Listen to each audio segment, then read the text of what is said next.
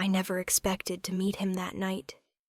I'd seen his face in the papers and on the TV screen, Cassian Vale, the Mafia boss with a reputation for cruelty and control, the kind of man whose name you whispered but never dared speak aloud. The world bent around him, and those who crossed his path disappeared into nothingness. I had always thought of him as a shadow, a rumor, someone whose life would never touch mine. But that night, as I walked through the alley near my apartment, I came face to face with the very thing I'd always feared. I still remember the first time I saw him, disheveled, dirty, and sitting on the cold pavement like a lost soul who had been abandoned by the world. He was wearing a tattered coat that looked too big for him, and his hair hung in thick, unkempt strands. His eyes, dark and full of secrets, watched me like he knew everything about me, like he could see right through me. And for a moment I wondered if he did. I didn't recognize him at first. Who would? A mafia boss doesn't exactly advertise himself as homeless. But something about the way he looked at me made me hesitate, made me stop in my tracks. Got any spare change? His voice was rough, like he hadn't spoken to anyone in days. His tone didn't beg, didn't demand. It was matter of fact, like he'd asked for a cup of coffee instead. I glanced down at him, instinctively ready to move on. But then something shifted in me. Maybe it was the weather. Cold, biting, and unrelenting. Or maybe it was just the way his eyes locked onto mine, an unsettling familiarity in them, as if he had been waiting for me. "I don't have much," I said, my voice quieter than I intended. I fumbled for my wallet, pulling out the few dollars I had left. I was about to hand them over when he raised his hand, stopping me. "Keep it," he said. "I don't need your money." I blinked, caught off guard. No one had ever turned down money before. Not in this part of town. "Then why?" I started, but I didn't know how to finish the question. Why was he out here, pretending to be homeless, if he didn't need the money? The answer seemed too complicated to put into words. He shifted slightly, moving so he could lean against the brick wall behind him. "I'm not here for your pity," he said, his voice lower now, colder. "I'm here to test something." "Test what?" "People," he said simply, his gaze never leaving mine. "And their ability to see beyond what they think they know." I stood there confused. His words didn't make sense, but there was something in them. Something that grabbed my attention. Something that told me I wasn't just talking to any homeless man on the street. No, this man, he was something else. But what? I didn't know. "I don't understand," I said slowly, glancing down at the rest of the alleyway. The street was deserted, the occasional car speeding past, their headlights cutting through the dark. "Why would you be out here if you're not looking for help?" He shrugged, the movement small but deliberate.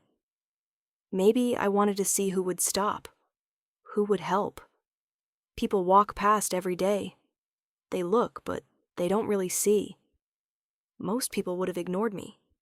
You didn't."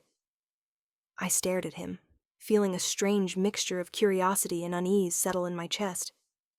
"So, you're testing people's kindness?"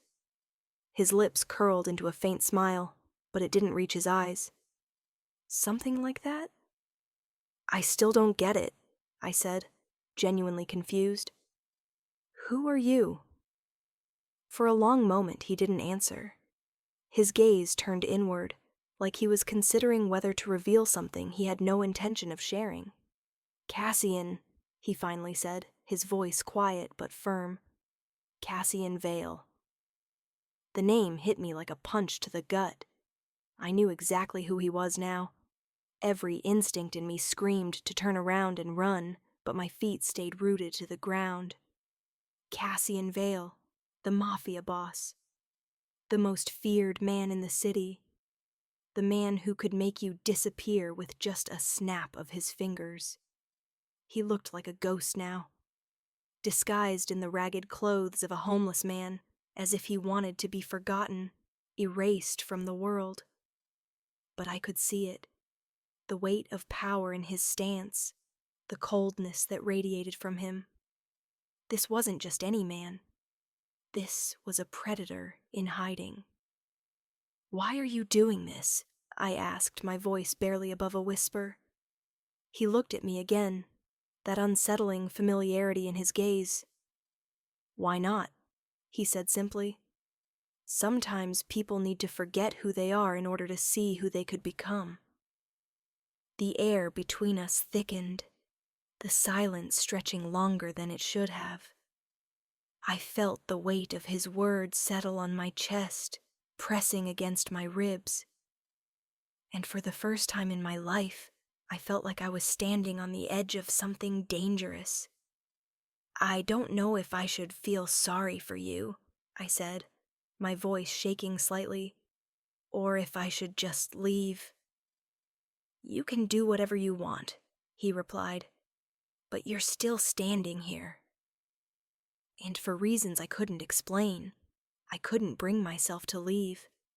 Something about him held me there, tethered me to the moment, like a magnet pulling at my insides.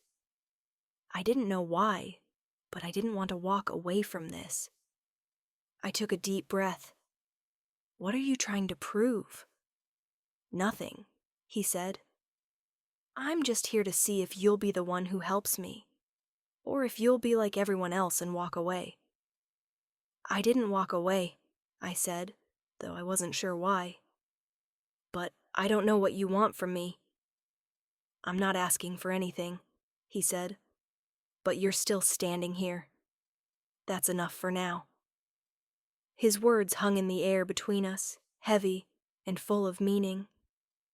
I wanted to ask more, to press him for answers, but something in the way he held himself, the way he spoke, told me I wasn't going to get them.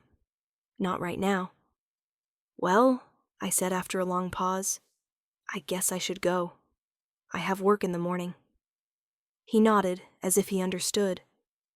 But there was a quiet intensity in his gaze, something that told me our conversation wasn't finished. Not yet. "You're different," he said quietly. "I think that's why I stopped you." I didn't know how to respond to that. All I could do was stand there staring at him as if the world had shifted, as if I had stepped into a story I wasn't ready to be a part of. "Goodbye, Cassian," I said, finally turning away. "Goodbye," he replied, "but I think we'll see each other again." His words lingered in the air like a promise or a threat. I couldn't tell which. Before I could walk away, something in me told me to stop. A sharp, unshakable feeling, like I was making a mistake. I turned back, but Cassian was already gone, swallowed up by the night. I didn't know what had just happened, or why my heart felt heavy with something I couldn't name. But I had the strangest feeling that this was only the beginning. Before we continue the story, please drop a comment telling me where you're watching this from, and don't forget to subscribe to Mara's Betrayal. I went back to my apartment that night, but I couldn't shake the feeling that something was wrong. I couldn't stop thinking about him, Cassian Vale, the Mafia boss pretending to be homeless, the man who had watched me like I was a puzzle he couldn't solve. The next day, when I went to work, I tried to shake it off. I worked at a small cafe downtown, making coffee for people who never noticed me. But today, everything felt different. The regulars seemed distant, their conversations floating by like background noise. I was preoccupied, distracted by a presence I couldn't shake. And then, as if the universe was playing a cruel joke, Cassian walked into the cafe. I froze. He didn't look like the man I had met last night. No tattered clothes, no rough, homeless exterior. Instead, he wore a tailored suit that fit him like it had been made specifically for his frame. His hair was neatly styled, his jaw clean-shaven. He was the man everyone feared, the Mafia boss who ran everything from the shadows. And there he was, standing in front of me with that same unnerving gaze. "Hello," he said, his voice smooth, controlled. "I need a coffee." I didn't know what to say. I didn't know what to do. I had barely managed to breathe the night before, and now here he was, standing in front of me like it was perfectly normal. I'll get that for you," I said, my voice barely above a whisper. He didn't move, his eyes never leaving me. It was like he was studying me again, measuring me in ways I couldn't comprehend. "Cassian," I finally said, trying to break the silence. "What are you doing here?" He smiled, but it wasn't a friendly smile. It was sharp, calculated. "I think you know," he said. "I'm not finished with you yet." I didn't know how to respond to that. "What do you want from me?" I asked, my heart hammering in my chest. "I want you to stop running," he said, leaning closer.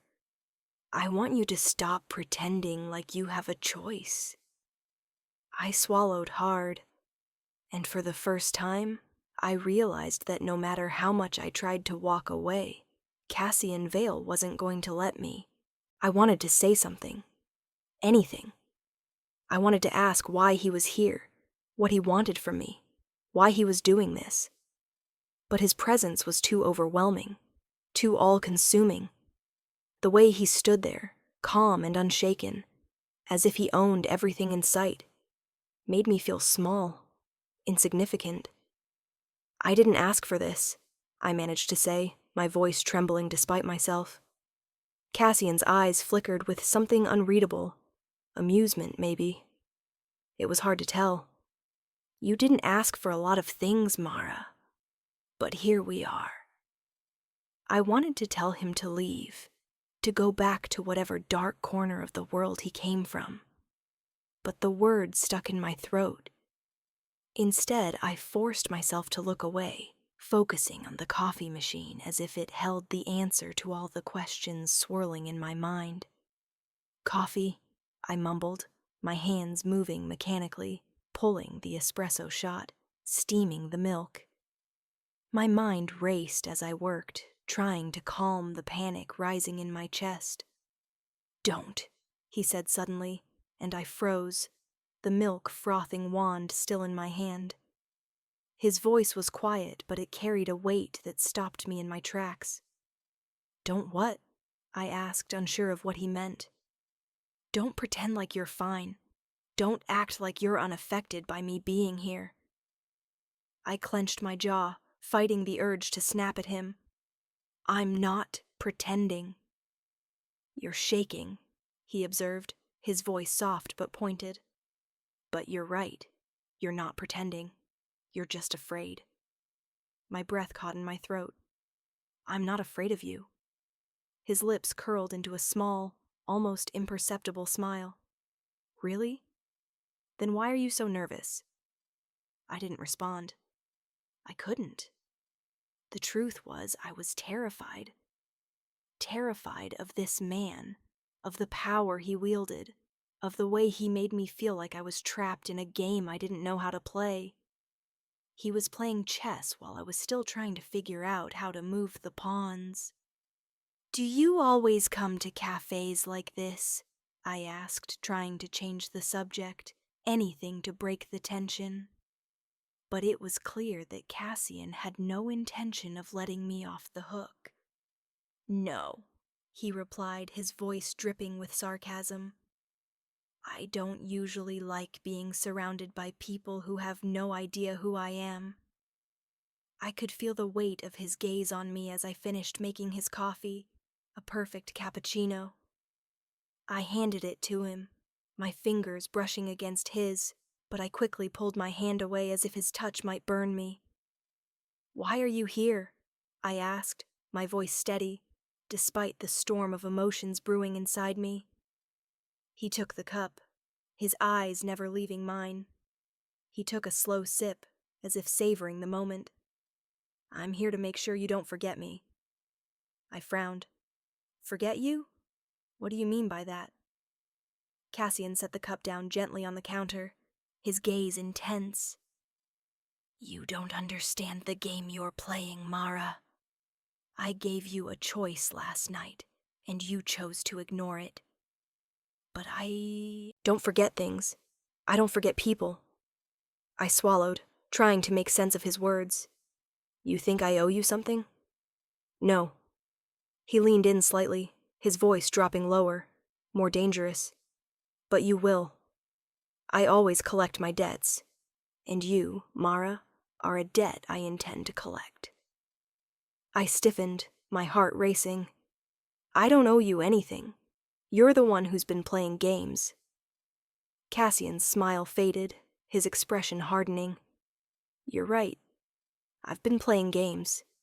But you've been playing too, whether you realize it or not.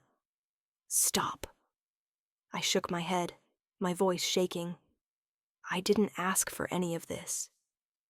"No, you didn't," he agreed, his voice softening. "But you've been caught in the middle of it anyway. And now, you don't get to walk away." I stared at him, my chest tightening. "What do you want from me?" Cassian's eyes darkened, and for a moment I saw something cold and dangerous flicker behind them. "I want you to stop running from the inevitable. You can't outrun me, Mara. Not anymore."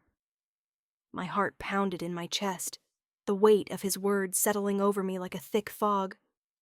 I tried to speak, but the words wouldn't come. I didn't know what to say. What could I say? He tilted his head, studying me like I was a puzzle he hadn't quite solved. "I didn't want to do this the hard way, Mara. But you're making me." I wanted to tell him to leave, to never come back. But deep down, I knew it wouldn't matter. He was already a part of my life, whether I liked it or not. "I didn't ask for this," I repeated, my voice barely above a whisper. "No, you didn't," Cassian said, his tone almost gentle now. "But you're in it, just the same." I stood there, frozen, unable to move, unable to speak. And for the first time in my life, I realized that the man I'd only heard about, the man I'd been terrified of, was standing in front of me, a part of my world now. "I'll be back tomorrow," Cassian said, his voice steady. "And the next day, until you understand that there is no escaping me." And then, just as suddenly as he had appeared, he turned and walked out of the cafe, leaving me standing there, my hands trembling as I tried to process what had just happened. I didn't know what Cassian wanted from me. I didn't know what kind of game he was playing. But I did know one thing. He wasn't going to leave me alone. I just hoped I was ready for whatever was coming next. The next few days passed in a blur. I couldn't stop thinking about Cassian, about the way he had looked at me, the things he had said. Every time I closed my eyes, I saw his face, calm and calculating, like a man who was always 5 steps ahead. He didn't come back the next day, or the day after that. But I couldn't shake the feeling that he was still out there, watching me, waiting for me to make a move. I tried to go on with my life. I went to work. I saw my friends.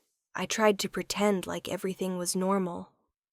But every time I stepped outside, every time I walked down the street, I couldn't escape the nagging feeling that Cassian was close, that he was always just around the corner.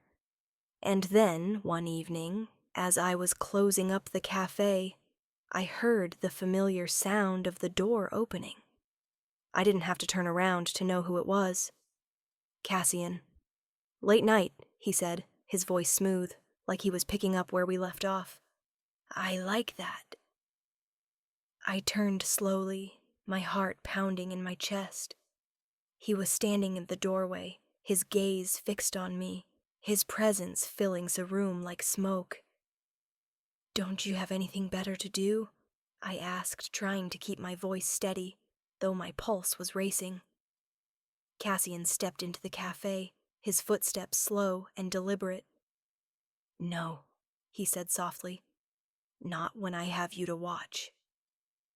I swallowed hard, my mind racing for something to say, something that would make him leave, make him disappear. But I knew it wouldn't work. He wasn't going anywhere. "Why are you here?" I asked again, my voice shaking despite myself. "I'm here because I'm not done with you," he said. "Not by a long shot." I wanted to say something, anything, to make him leave. But I couldn't. The words wouldn't come. Instead, I stood there, frozen, as Cassian walked toward me, his presence overwhelming, consuming everything around me. And I knew in that moment that my life would never be the same. Before we continue the story, please drop a comment telling me where you're watching this from. And don't forget to subscribe to Mara's Betrayal. It didn't take long for things to escalate. The next day, Cassian showed up at the cafe again. And the day after that. And the day after that. He came like clockwork, always sitting in the same spot, always watching me with those cold, calculating eyes. At first, I tried to ignore him. I tried to focus on my work, to pretend he wasn't there. But it was impossible. Every time I glanced up, there he was. His gaze locked onto me, never wavering. And every time I felt a strange pull in my chest, like I was tethered to him by an invisible thread. "What do you want from me?" I asked, my voice hoarse with frustration. Cassian smiled, but it wasn't a friendly smile. It was cold, predatory. "I already told you. I'm here to see what happens when you realize you're not in control." "I am in control," I said, but even I could hear the doubt in my own voice. "Are you?" he asked, leaning forward, his eyes intense. "You think you have control, but you don't. Not over me. Not over what's happening here." I gritted my teeth, refusing to let him get to me. "Then why don't you just leave?" "Because you're not ready for me to leave," he said, his voice soft but steady. "You're not ready to walk away from this. And deep down, I think you know that." I wanted to scream at him, to tell him to get out, to leave me alone. But instead, I stood there, trapped in his gaze, unable to move. "I'm not like you," I whispered. "I don't play games." Cassian's lips twitched into a smile, and for the first time, I saw something other than cold calculation in his eyes, something almost like amusement. "No, you're not like me," he said, "but you're learning." I shook my head, desperate to shake off the feeling that was slowly creeping over me. "I don't want to learn from you." "You already have," he said, "whether you realize it or not." I turned away, my heart pounding in my chest. But no matter how hard I tried to walk away, I knew deep down that I couldn't escape him. Not anymore. It didn't take long before Cassian's visits became a fixture in my life. Every day, without fail, he appeared at the same time, ordering the same drink, sitting in the same seat, watching me with those dark, unreadable eyes. At first, I resisted the pull to acknowledge him. I forced myself to focus on my work, to keep my head down, to pretend that the man who was quickly turning into a permanent shadow in my life was nothing more than a distant annoyance. But it didn't work. There was something about Cassian. Something in the way he moved, the way he watched me, that made it impossible to ignore him. He had a magnetic presence, a force that pulled you in, whether you wanted to be drawn or not. I tried to tell myself that I could stay strong, that I could keep my distance, but deep down, I knew it wasn't that simple. The worst part was that, despite the fear I felt every time I saw him, there was also something else. A strange kind of curiosity, a sense that whether I liked it or not, I was becoming entangled in his world. I didn't want to be there. I didn't want to know what kind of man Cassian was. I didn't want to be part of his game. But there was no turning back now. One day, as I closed up the cafe, I felt the familiar weight of Cassian's presence behind me. The moment the door clicked shut, I turned around to find him standing there, just a few feet away, watching me with that same quiet intensity. "You're getting better at this," he said, his voice smooth and calm, ignoring me. "I'm not ignoring you," I replied, though I knew my words were hollow. "I'm just trying to get through my day." He stepped closer, his eyes never leaving mine. "You think I don't know when you're lying?" "I'm not lying," I said, my voice shaky. "I just want to be left alone." "People don't get left alone, Mara," he said, his voice soft, almost coaxing. "Not when they're involved in something bigger than they understand." I took a step back, my pulse quickening. "What do you want from me?" Cassian's gaze never wavered. He was standing close enough now that I could feel the heat of his body, the unspoken threat in the air between us. But there was something else, too. Something I couldn't quite name. A pull, a weight I couldn't shake off, like he was slowly weaving his threads around me. "I told you," he said. "I'm here to see how far you'll go before you realize you have no choice." "You don't get to make my choices," I snapped, my voice rising. "Don't I?" His lips curved into a small, knowing smile. "You're standing here, talking to me. You could have walked away at any moment, but you didn't. You're still here, aren't you?" "I don't have to stay," I said, but my words felt weak, like they were falling apart before they even left my mouth. "You do," Cassian replied, his voice low and almost soothing. "You're just too afraid to admit it." "I'm not afraid of you," I said, though even I didn't believe the words anymore. The truth was I was terrified. Terrified of the pull he had on me. Terrified of the way my body responded to his presence. Terrified of the consequences if I ever truly let myself believe in him. "You should be," he said softly. "I've never been one to play nice. And right now, I'm the only thing standing between you and a world you don't want to know." I clenched my fists, fighting the tremor in my hands. "Why don't you just leave me alone?" Cassian stepped closer, his voice dropping to a whisper. "Because you're not ready for me to leave." I couldn't breathe. The air between us thickened, and for a brief moment I felt like I was suffocating, like I was caught in a trap of my own making. His gaze never wavered, and for the first time I realized that he wasn't just playing with me. He wasn't just watching me.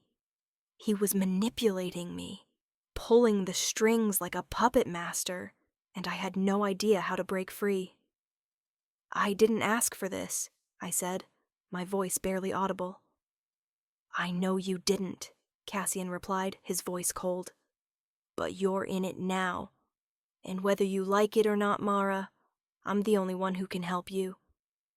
I opened my mouth to protest, but the words died on my lips.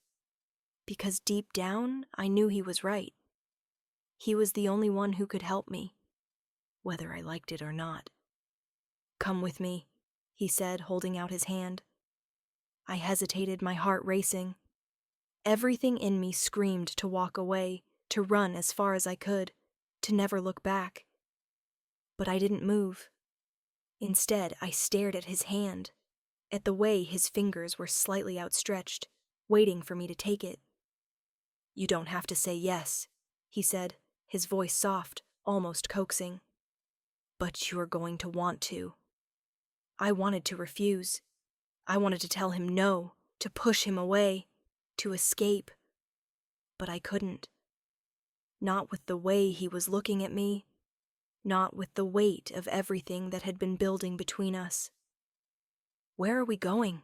I asked, my voice barely above a whisper. Cassian's lips curled into a smile. "Somewhere you'll learn what happens when you stop pretending you have a choice." And in that moment I realized that I was already caught in his world, caught in his web, and there was no way out. I didn't know where he took me at first. The city blurred by as Cassian drove, his hand resting casually on the steering wheel, his gaze never leaving the road ahead. I sat in silence, my hands folded in my lap, my mind racing with thoughts I couldn't control. I wanted to scream. I wanted to break free from the suffocating tension in the car, to shout at him to stop, to tell him I didn't want any part of this world. But the words wouldn't come. They couldn't.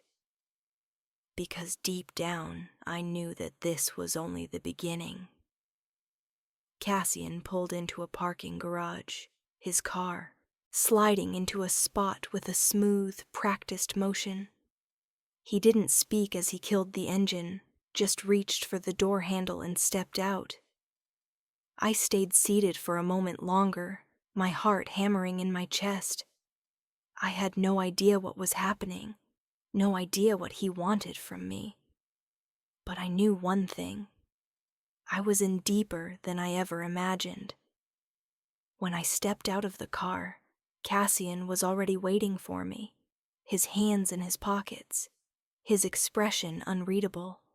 "This way," he said, leading me toward a door that I hadn't noticed before. The building around us was cold, sterile, its walls smooth and unremarkable. It felt like we were walking into the heart of something dark and powerful, something I wasn't ready for. I didn't ask where we were going. I didn't have to. I knew we were heading towards something I wouldn't be able to escape. The door opened to reveal a small, dimly lit room. The air was thick with the smell of leather and wood, and the walls were lined with bookshelves filled with old, dusty books. There was a desk in the center, and behind it sat a man I didn't recognize.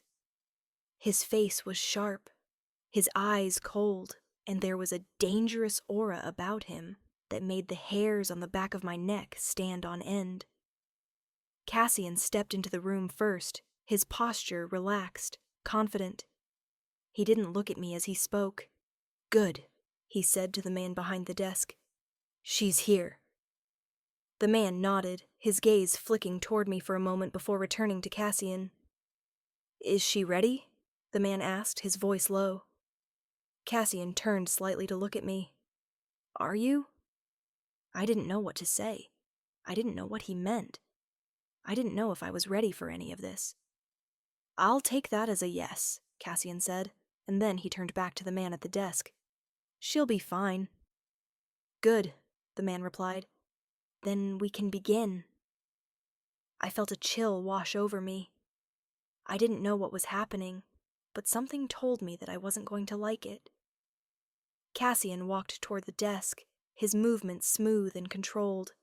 I stayed where I was, my body frozen, my mind racing. What had I gotten myself into? And more importantly, how was I ever going to get out? Cassian moved toward the desk with the same purposeful calm he always carried, but I couldn't shake the feeling that something was about to shift. The man behind the desk, whose face I still couldn't place, watched us both with a piercing gaze, as if evaluating every move we made. He didn't smile, didn't offer any kind of greeting, just a slow nod when Cassian stepped into the room. I felt completely out of place. This was a different world, one I had never asked for, never even imagined existing. But here I was, standing at the threshold of it, and Cassian was pulling me deeper with each word, each glance. I didn't trust him. I wasn't sure I trusted anyone in this room. But there was something undeniable about his presence, something magnetic that made it impossible to ignore. The man behind the desk spoke first. His voice was smooth, calculated, as if he were used to having people hang on his every word. "Cassian," he said, barely acknowledging me. "You've brought her. I assume she's ready." Cassian didn't hesitate. "She's more than ready." I swallowed, trying to steady my nerves. I had no idea what was happening, what this was about, but I knew that staying silent wasn't going to help me. "What's going on?" I asked, my voice tight with a mixture of confusion and fear. Cassian glanced at me, his expression unreadable. "This is where things change, Mara." I took a step back, my pulse racing. "What are you talking about?" I asked, my voice cracking. "I don't understand what's happening. What do you want from me?" The man at the desk finally looked at me, his eyes narrowing slightly as he took in my expression. "She's not exactly the most trusting, is she?" he asked, turning to Cassian. "But that's to be expected, I suppose. She doesn't understand yet." Cassian's gaze flicked between me and the man at the desk. "She'll understand soon enough." There was a heavy silence as the man behind the desk seemed to weigh his words. Then he spoke again, his tone sharper. "Do you know who I am, Mara?" I hesitated but then shook my head. "No," I said, my voice barely above a whisper. "I don't." "I'm Luca," the man said, a slight smirk crossing his lips. "I'm someone who's been watching you, watching both of you." I froze. "You've been watching me?" I echoed, my heart hammering in my chest. "Why?" "Because," Luca said, his voice smooth and controlled, "Cassian thinks you're useful. He's decided you're a piece he can move in this game." My stomach dropped. I turned to Cassian, my eyes wide with disbelief. "What does that mean?" I asked, my voice rising in panic. "What game?" Cassian's eyes softened, just slightly, but the coldness behind them remained. "It means, Mara, that you're now part of something bigger, something you can't walk away from." Luca leaned forward in his chair, the faintest trace of a smile playing on his lips. "We've been watching you for a while now, ever since Cassian decided to see how you'd respond to a little test." "A test?" I whispered. "What test?" Cassian's gaze never left me. "You passed it." "Passed it?" I repeated, my mind reeling. "What kind of test?" "Last night," Cassian said, his voice low, "I asked you a question. I wanted to see if you'd walk away, if you'd ignore what was right in front of you, or if you'd actually look at the truth." "The truth?" I asked, feeling like the walls around me were closing in. "What truth?" "The truth about who you are," Cassian replied, his tone unwavering. "The truth about what you're capable of." I felt my breath catch in my throat. This wasn't just some game. This wasn't just a random encounter. Cassian had been manipulating me, testing me in ways I hadn't even realized. He had known all along what I was capable of. what I was hiding from myself. And now I was stuck in a world I didn't understand, surrounded by people I didn't trust. "Why me?" I asked, my voice shaking. "Why did you choose me for this?" Cassian didn't answer immediately. Instead, he glanced at Luca, then back at me. "Because you're different," he said, his voice almost gentle. "You're not like the others. You didn't just look the other way when you saw a man who needed help. You stopped. You saw something." Luca snorted. "If you can call it that." I glanced at him, my brow furrowing. "What's that supposed to mean?" "Nothing," Luca said, his tone dismissive. "Just that Cassian tends to choose people who think they can hide their true selves. But I guess we all have our little secrets, don't we?" I felt the weight of his words press down on me. What did he mean by that? What was he insinuating? Cassian's voice broke through my thoughts. "Enough, Luca. Let's not confuse her." Luca shrugged, but his eyes remained cold. "I'm not the one who's going to explain everything to her. You are." I took a step back, my mind racing. "Explain what?" Cassian's eyes softened just for a moment before he turned to face Luca. "Let's show her." Luca nodded, his expression unreadable. He reached for a drawer behind him, pulled something out, and slid it across the desk toward me. I didn't know what it was at first. A folder, thick with papers. My heart skipped a beat as I reached for it, my hands trembling. "Open it," Luca said, his voice low. "You need to see this." I hesitated for a moment, my stomach in knots, but I knew, deep down, that I had no choice. I had to see it. I had to understand what was going on, what this world was that I had been pulled into. I opened the folder, and the first thing that hit me was the photograph. A picture of my father. He was standing outside a run-down building, a smirk on his face, looking younger than... I remembered. His eyes, though, were the same. Cold, calculating, full of secrets. The kind of man who had never been truly free, always trapped by his own choices. "Where did you get this?" I whispered, my voice barely audible. Luca's smirk deepened. "That's the first part of your father's legacy. The one he left behind when he made his deal with Cassian." My pulse raced. I looked up at Cassian, my eyes wide with disbelief. "What deal?" I asked, my voice rising. "What are you talking about?" Cassian's gaze softened, but there was no warmth in it. "Your father wasn't just a deadbeat, Mara. He wasn't just a man who owed debts. He was part of something bigger. He made a deal with me, with Luca, to protect you, to protect your family." I shook my head, trying to process his words. "No," I said, my voice breaking. "No, my father didn't owe you anything.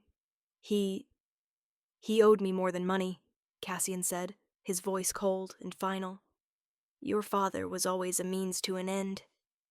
But the deal he made with me, the one he thought would protect you, came with strings attached.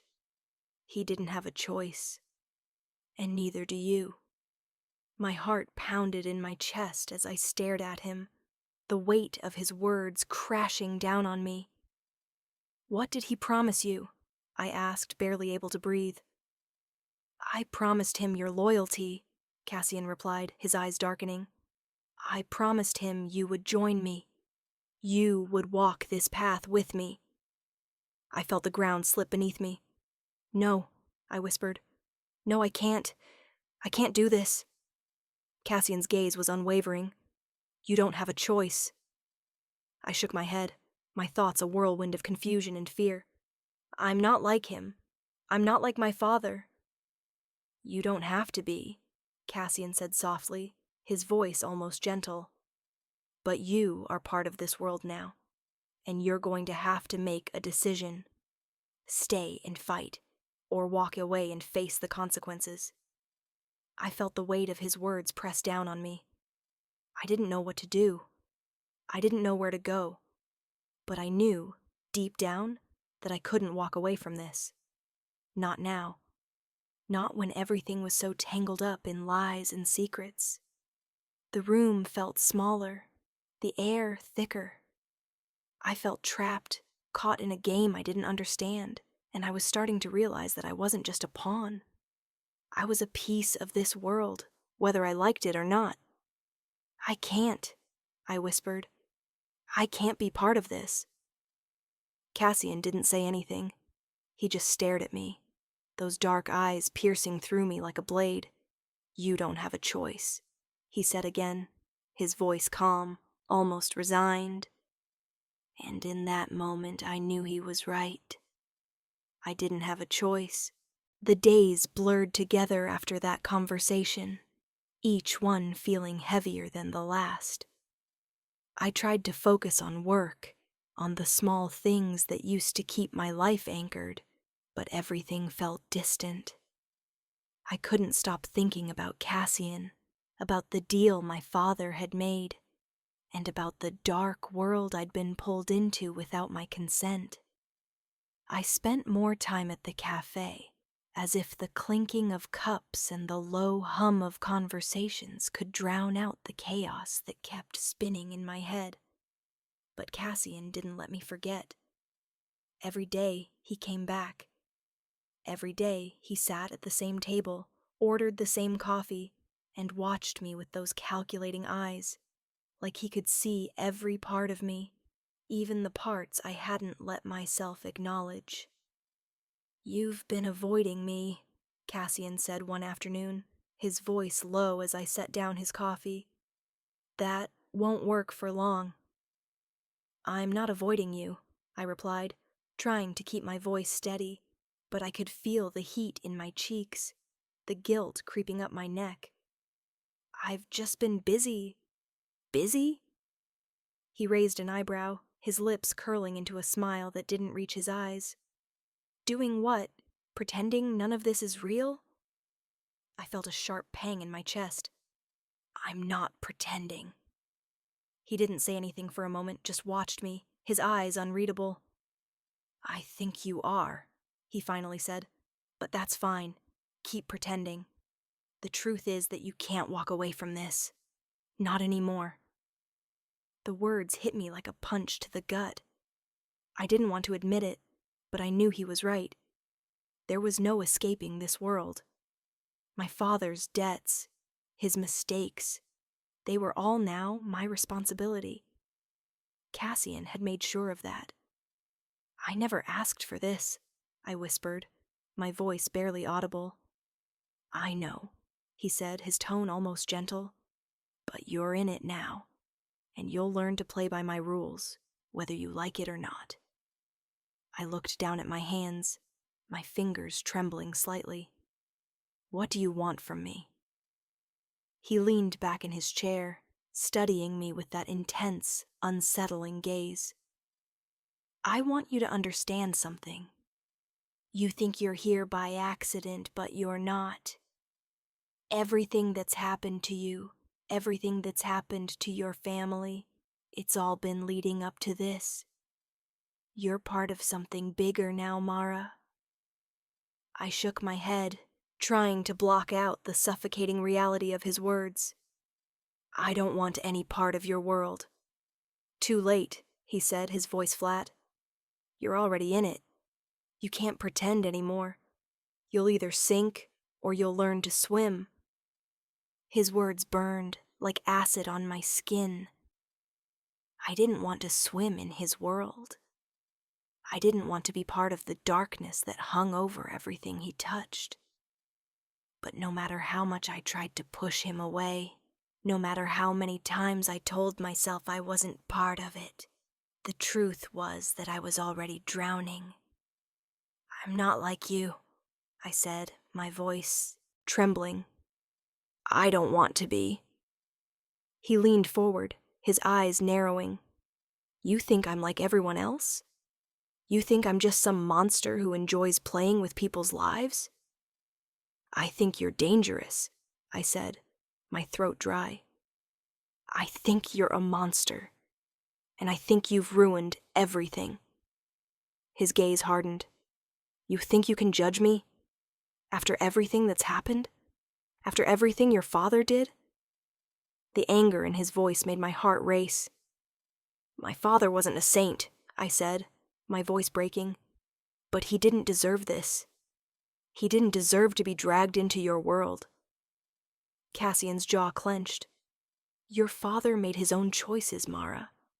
He made a deal with me. A deal I'm still honoring. Whether you like it or not, you're part of that deal now. And when the time comes, I'll expect you to honor it too. The weight of his words sank in like a stone. I wanted to scream, to tell him that I wasn't my father, that I wasn't going to play his game. But deep down, I knew that wasn't true. I was already playing, whether I wanted to or not. Why me? I whispered. Why did you choose me? Cassian didn't answer right away. He just stared at me, his gaze unwavering, his expression unreadable. Because you're the one person who can't lie to me, he said softly. You're the one person who can see me for what I really am. And that's why I need you. I didn't know how to respond to that. I didn't know what to say to someone who could look at me like that. Someone who could make me feel like I was both a pawn and a prize in his twisted game. I don't need you, I said, my voice weak but defiant. I don't need anything from you. Cassian's smile was slow, deliberate. You will, he said. In time, you'll see that you do. The door to the cafe opened with a soft chime, and I glanced up instinctively, relieved to have the moment broken. But when I saw who had entered, my heart skipped a beat.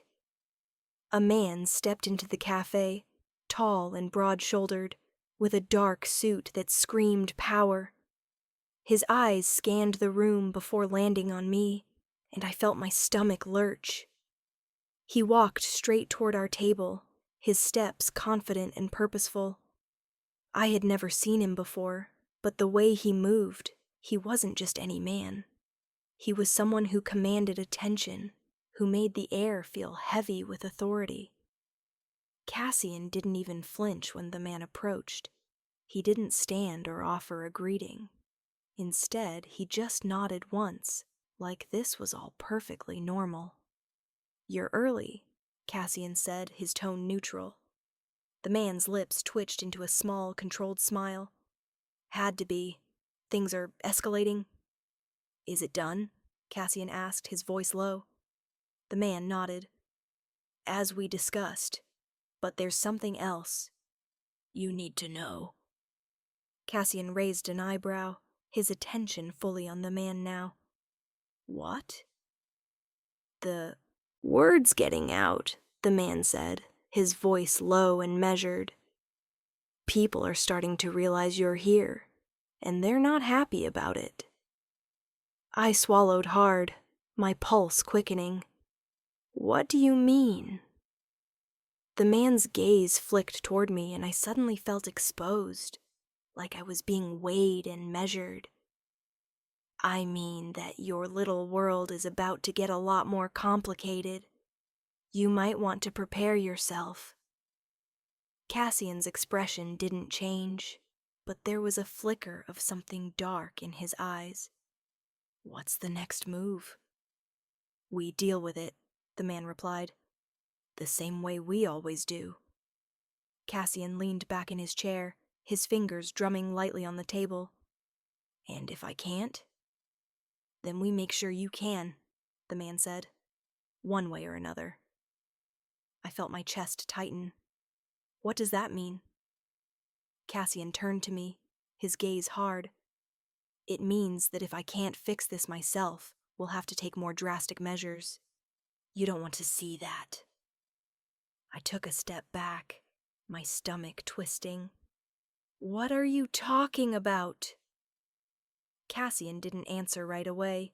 Instead, he stood up, his posture relaxed, almost casual, as if the conversation hadn't just taken a sharp turn into something darker. "We're leaving," he said, his voice steady. "Get your things." "I'm not going anywhere with you," I said, my voice trembling. "You don't have a choice," Cassian replied, his eyes hard as stone. "Not anymore." I opened my mouth to protest, but the words caught in my throat. He was right. I didn't have a choice. Not anymore. I was already too deep into this world, and it was only a matter of time before everything started to collapse. "Get up," Cassian said, his tone final. I didn't move. "Now!" My heart pounded as I slowly stood up, my legs shaking. Cassian's gaze never left mine as he led me toward the door, the weight of his presence settling over me like a shadow. The air felt thick, suffocating, and I had never been more afraid in my life. "Let's go," he said, opening the door. I took a step forward, my body moving on its own, as if I had no control anymore. And as I crossed the threshold of the cafe, I knew one thing for certain. There was no way out. Cassian didn't wait for me to catch up. He moved ahead, his steps deliberate, his presence like an invisible weight pushing me forward. The office door shut behind us, and the sound echoed through the hollow corridor, making everything feel more suffocating. I followed him down the hall, my feet barely touching the ground as I walked in his shadow. I didn't know what he had planned, or what was about to unfold, but every fiber of my being screamed for answers. We reached an elevator. Cassian pressed the button, and the door slid open silently. As we entered, the metal walls seemed to close in on me, the air growing dense with every second. I stood beside him, unable to meet his gaze, my heart pounding in my chest. Cassian didn't speak as the elevator ascended, and for the first time, I realized that I was entirely at his mercy. The world outside, the life I thought I knew, felt like a distant dream. Here, in this moment, nothing was real but the man standing beside me and the choices that loomed ahead. The elevator dinged as we reached the top floor, and the doors slid open with an eerie smoothness. The hallway before us was dim, the only light coming from a series of small sconces that flickered along the walls. There was an unspoken tension in the air, something thick, oppressive, that weighed on my chest. Cassian led me down the hallway, his steps confident like he knew exactly where we were going. I followed, reluctant, every instinct telling me to turn around and run. But there was no running from this, no escaping him. We reached a door at the end of the hall, and Cassian stopped in front of it. His hand hovered over the handle for a moment, and when he turned to me, there was something different in his eyes, something darker. "Inside," he said, his voice low, barely above a whisper. I hesitated. "What is this place?" My voice was barely audible, and I wasn't sure if I wanted to know the answer. "A place where everything changes," he said softly. "Where you stop pretending that you can walk away from what you are, Mara." I felt the words sink into me, cold and unrelenting. "Go in," he said, his tone firm, "or I'll make sure you don't have a choice." I took a breath, steadying myself. Then, without another word, I reached for the door handle. The click of the lock releasing echoed in the hallway, and as the door swung open, a rush of cold air hit my face. The room beyond was vast, bathed in shadows, with large windows that overlooked the city below. The walls were adorned with old, ornate tapestries and dark furniture. But what caught my eye the most were the men standing inside. They were tall, dressed in black suits, their eyes sharp and cold as they studied me. And then, at the far end of the room, I saw him. The man I had been hearing about. The one I had never wanted to meet. Angelo Vitale. My heart stopped. Cassian stepped inside first, and I followed, unable to tear my gaze away from Angelo. He was standing by a long, polished table, his hands folded in front of him. His presence filled the room, exuding an air of power, like he owned everything. His eyes flicked to me, and for a brief moment I felt like a pawn in a game I didn't understand. "Cassian," Angelo said, his voice smooth and deep. "I see you've brought her." Cassian didn't answer immediately. He moved toward the table, his hand grazing the surface lightly. "She's ready." Angelo turned to face me, his smile slow, almost predatory. "Are you, Mara?" I didn't know how to respond. I was so far out of my depth that I wasn't even sure what they expected from me anymore. All I wanted to do was escape, to break free from whatever twisted game they were playing. But I knew that wasn't possible. Not now. "You want me to be part of this, don't you?" I asked, my voice shaking. "To be part of your world." Cassian didn't speak, but I saw the way Angelo's smile grew wider, as if the idea was exactly what he wanted. "You don't have a choice," Angelo said softly. "None of us do." I looked from Angelo to Cassian, both men standing there like gods in their world of darkness, and something inside me snapped. I had been dragged into this nightmare, but I was not going to sit back and let them play with me like this. "You're wrong," I said, my voice gaining strength. "I don't belong in your world. I never will."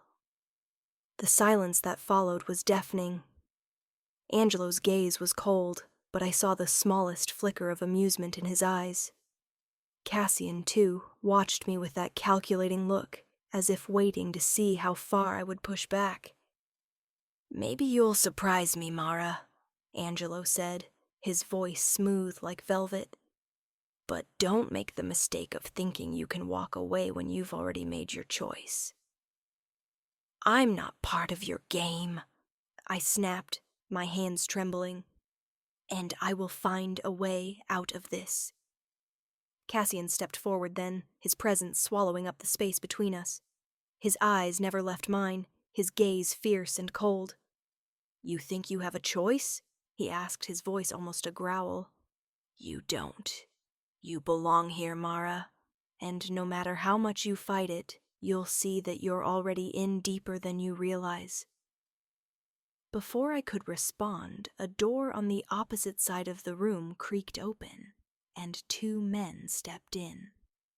One of them was holding a file, and he handed it to Angelo without a word.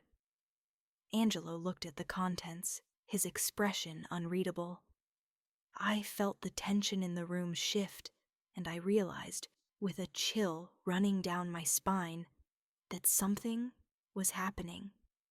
Something that would change everything. Angelo looked up from the file, his eyes locking onto mine. "I think we're ready," he said softly. Suddenly, Cassian's hand shot out, grabbing my arm in a grip that was almost too tight. "You've been living in the dark, Mara," he said, his voice low. "But you're about to learn how much of the world you don't understand."